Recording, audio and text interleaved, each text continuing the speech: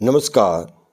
आज हम last year यानी कि 2024 के हिंदी के सेट जेड का पेपर सॉल्व करेंगे। इस सेट में जो खंड क है, ग है और ग है, ये सेट एक्स के ही समान है। उसे हम पढ़ चुके हैं। तो आज जेड सेट के खंड को जो व्याकरण से संबंधित है इसको पढ़ेंगे। खंड खास सभी सेट में अलग अलग होता है। तो खंड खा का जो दूसरा प्रश्न है, निर्देश अनुसार उत्तर दीजिए। निम्नलिखित रेखांकित शब्दों में दिए गए पदबंध का सही विकल्प छांटिए। क है, सामने की दुकान पर चाय पीने वाला लड़का घर चला गया। जहाँ रेखांकित है सामने की दुकान, दुकान संज्ञा शब्द है तो सामने की, यहाँ उसकी विशेषता का पता चलता है। तो यहाँ इसको हम जो है ये विशेषण पदबंध कह सकते हैं। विशेषण पदबंध, यहाँ संज्ञा की विशेषता दिखाई दे रही है। तो खा है, मजदूर थक कर सो गया।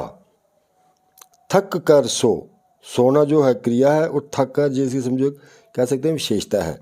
तो ये होगा, ये क्रिया विशेषण हो गया। ग है, गांव में जापान से आए लोग जम्मू घूम रहे हैं। तो यहाँ लोग, ये रेखांकित है जापान से आए लोग। लोग संज्ञा है, जापान शब्द ही संज्ञा है, जो ये संज्ञा शब्दों का पदबंध है। तो यहाँ होगा ये संज्ञा।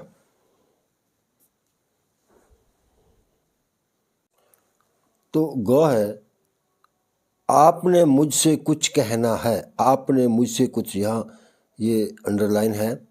तो ये कौन सा है? संज्ञा, क्रिया, विशेषण, सर्वनाम। यहाँ मुझसे और आपने ये सर्वनाम शब्द हैं, इसलिए ये सर्वनाम पदबंध है। तो प्रश्न 3 है, निर्देश अनुसार प्रश्नों के उत्तर लिखिए। क है, मैंने वही मकान खरीदा जहां आप रहते हैं। संयुक्त वाक्य, सरल वाक्य, मिश्र वाक्य, इनमें से कोई नहीं। तो यहाँ मैंने वही मकान खरीदा, यहाँ आप रहते हैं। ये दूसरा वाक्य इस पर क्या है? निर्भर करता है, डिपेंड है। तो वहीं जहाँ आप रहते हैं, इस कारण ये क्या है? ये हो गया मिश्र वाक्य।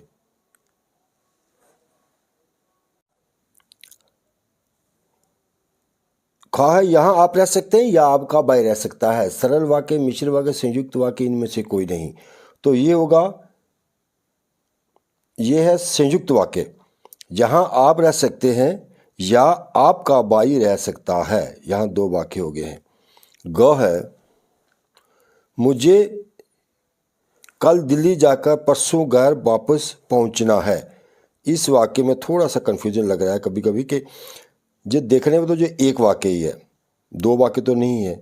ना ही ये एक दूसरे पर निर्भर करता है, मिश्र भी नहीं हो सकता, संयुक्त नहीं हो सकता। जो लगता है ये सरल वाक्य ही है। ग है, बच्चों ने जो कपड़े खरीदे हैं वे शादी में पहनने के लिए हैं। सरल, संयुक्त, मिश्र, इनमें से कोई नहीं। सीधा है, जो बच्चों ने जो कपड़े खरीदे हैं वे शादी में पहनने के लिए हैं। ये होगा मिश्र वाक्य। प्रतिदिन में कौन सा समास है? कर्मधारय, तत्पुरुष, अव्ययभाव समास, बहुब्रीहि। यह है अव्ययभाव समास। द्विमासिक समास, द्विमासिक में समास बताइए। कौन सा द्विमासिक में? ये पहला इसका जो है ये संख्यावाचक का, ये हो गया द्विगु। गुण सवार का विग्रह कीजिए। विग्रह इसका क्या होगा? घोड़े की सवारी, घोड़ा और सवार, घोड़े का सवार, इनमें से कोई नहीं। इसका विग्रह होता है घोड़े पर सवार, वो यहाँ कोई भी नहीं है, इसलिए इसका जो होगा इनमें से कोई भी नहीं। नीलकंठ में कौन सा समास है? बहुब्रीहि समास, कर्मधारय समास, तत्पुरुष समास, अव्ययभाव समास। ये होगा बहुब्रीहि समास। नीलकंठ, नीला है कंठ जिसका, अर्थात शिवजी भगवान के लिए जाता है। अगर निर्देश अनुसार उत्तर दीजिए। उचित मुहावरे से रिक्त स्थान की पूर्ति कीजिए। घटिया लोगों से डैश डैश मुझे अच्छा नहीं लगता। बात करना, लड़ाई करना, बहस करना, मोल गाना। छंदी विच्छेद कीजिए, कोई दो। पुस्तकालय, ये देखें यहाँ पुस्तक प्लस आलय होना चाहिए, ये है पुस्तक प्लस आलय, ये सरल ही है। दूसरा महेंद्र, ये सरल है, महा प्लस इंद्र, महेंद्र। बधु प्लस उत्सव, बधु प्लस उत्सव में होगा वधु प्लस उत्सव, ये होगा। यहाँ बड़े ऊ की मात्रा ये भी नहीं होगा, बधो ये भी नहीं होगा, ये हो गया तीसरा पॉइंट। वाक्य में आई क्रिया का नाम लिखिए। बच्चे खेल रहे हैं, सकर्मक क्रिया, कर्मक क्रिया, द्विकर्मक क्रिया, इनमें से कोई नहीं।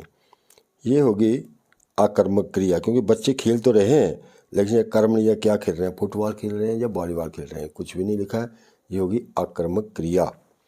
रात का विलोम शब्द क्या है, ये सबको पता होगा, इसमें कोई खास इतना है भी नहीं, दिन। तो उसी का गांव पाठ है कि कुमार्ग में कौन सा शब्द उपसर्ग है। क मार्ग कु, इनमें से कौन, ये है कु, आसान है ये। अलंकार छांटिए। आगे प्रश्न 6 का का है, रति सम रमणीय मूर्ति राधा की। रति के समान, सम समान, रमणीय सुंदर राधा की मूर्ति है। यहाँ उपमा दी गई है, यह है उपमा अलंकार। अथवा इसमें है, पंखुरी लगे गुलाब की परी हैं गात खरोट। गुलाब की पंखुरी लगने से पड़ जाती हैं गात, शरीर पर खरोंचे पड़ जाती हैं, यानी कि बात को असंभव बात कही गई है जो संभव नहीं है। ये हो गया अतिशयोक्ति, बहुत बड़ा चढ़ाकर बात कही गई है। आगे छंद बताइए। कनक कनक ते 100 गुनी मादिकता दिखाए, वाह खराय खाए बोराई जग या पाए बुराए। ये तो दोहा सामने नजर आता है। तो छंद में अथवा भी है, विकल्प और भी है कि रघुकुल रीत सदा चली आई, प्राण जाई पर बचन न जाए। ये क्या है, दोहा, चौपाई, सोरठा, कविता, ये सबको पता है, चौपाई है ये। तो उसके बाद जो प्रश्न 7वां है, इसका आखिरी, ये तो याद करने पड़ते हैं आपको। स्वरनाम की परिभाषा उदाहरण सहित लिखिए अथवा भाववाचक संज्ञा स्पष्ट करते हुए 2 उदाहरण भी दीजिए।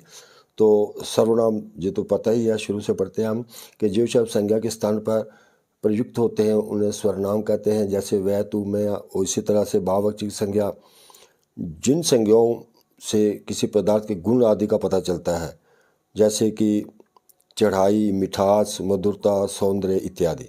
तो आज की वीडियो में इतना ही। ये जो हमारा जेड सेट था, इसका ये हमने खा पाठ किया। धन्यवाद।